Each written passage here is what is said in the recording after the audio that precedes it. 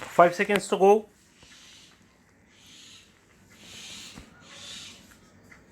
Start. It has been observed by planners and demographers that beyond an optimum level of urbanization, the rate of depletion of the surrounding hinterland becomes faster, eventually causing decay in urbanization and urban poverty. Hence, to sustain urbanization, it is required that it must be kept within the optimal limits.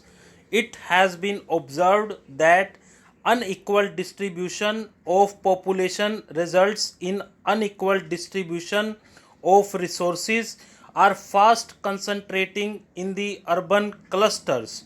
The urbanization in these countries has been faster than the rate of industrialization. It is more due to rising concentration of population. This has led to urban poverty, social tension, and crime. Unfortunately, when industrialized countries are giving up the large city norms, the developing countries are still continuing on the same trend. By 1990, 18 out of 24 largest cities of the world were in these countries.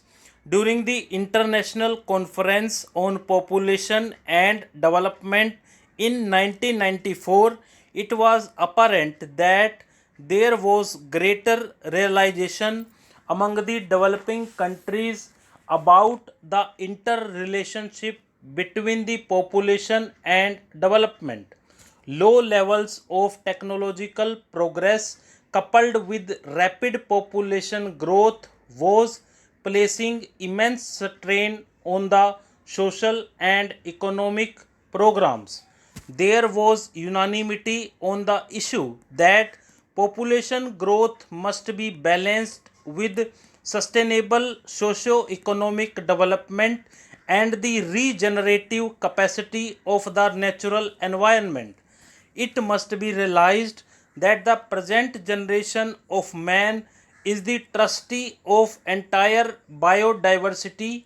We are also the custodians of the interests of future generations. Our teeming numbers can grow only at the cost of delicate balance in nature. A further increase in our numbers will encroach greatly upon the chances of our future generations.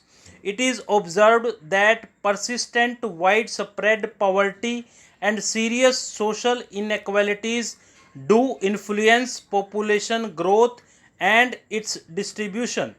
Therefore, it is thought that the population should be integrated as a major issue in the development strategies and planning at all levels.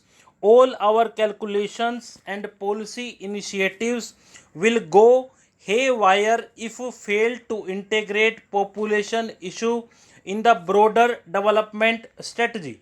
There is now a distinctive rise in social awareness on population issues. Majority of countries have formulated their respective comprehensive population policies and population has become an issue high on their national agenda.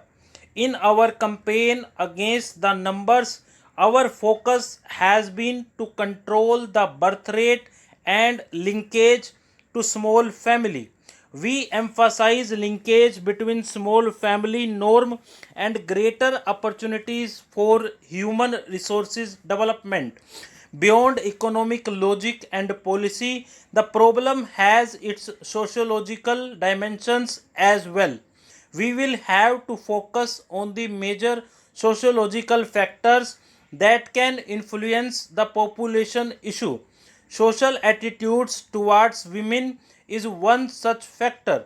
Traditionally, women are deprived of a role in decision making at all levels from family to the highest policy making fora. This attitude has to be changed.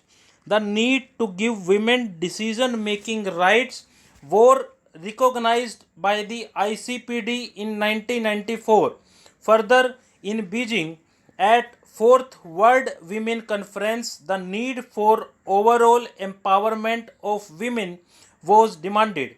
That includes education, health, employment opportunities, political and economic empowerment. All these areas have remained relegated to background for centuries. We have changed our family planning programs to more comprehensive family welfare programs on similar lines.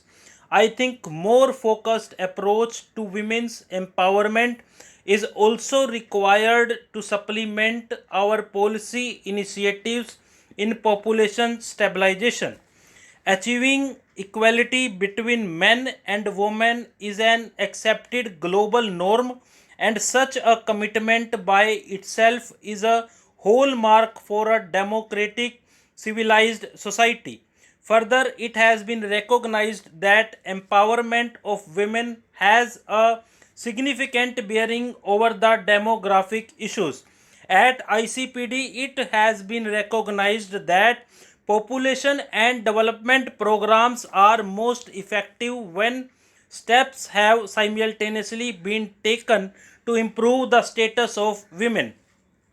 Among the developing countries where a substantial part of the economy is in unorganized sector, much of inputs and outputs of the workforce of women remain unrecognized. Women control most of the non-monetary economy like subsistence agriculture, domestic labor, and bearing and raising the children. They also play significant part in money economy like household industries, informal sector, wage labor, etc.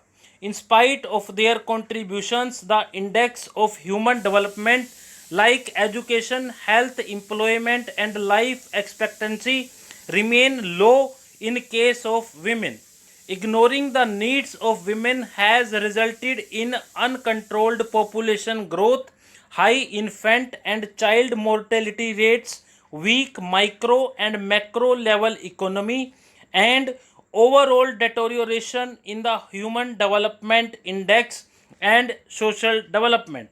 Though they remain the basic cohesive force in the family and are the custodian of values in a traditional social milieu, women have few choice in life outside the marriage and bearing and rearing of children. We cannot afford to exclude them from having equal opportunities as men in their life. They not only constitute about half of population but also influence the future generations more significantly. Investment in women should be seen in this light. It will mean better life. Stop.